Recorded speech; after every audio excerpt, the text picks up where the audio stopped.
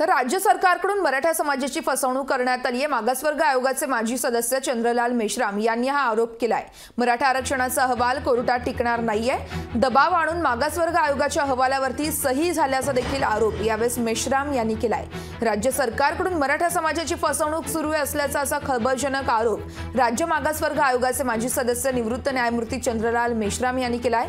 मराठा सर्वेक्षणाचा अहवाल सुप्रीम कोर्टात टिकणार नाही, तसेच सगळे सोयरे शब्द देखील कायद्याच्या कसोटीवरती टिकणार नाहीये असं मेश्राम यांनी म्हटलं आहे। तर दबाव वापरून अहवालावरती सह्या घेतल्याचा आरोप सुद्धा मेश्राम यांनी केलाय। ही जात नाही, हा समुदाय आहे, एक कम्युनिटी आहे, हे लक्षात घ्या।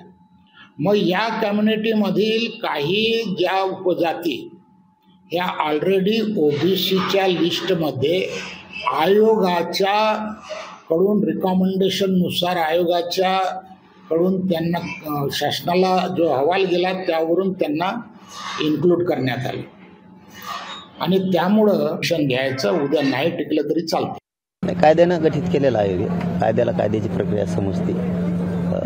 कायदा शेवटी कायदा आहे, माने कोणाच्या प्रतिक्रियेवर कायदा चालत नसतो आणि ते म्हणून तसंच होतं असं नसतं आणि तसं होतही नसतं। लोकशाही मराठी ऐका, पहा, जागरूक रहा।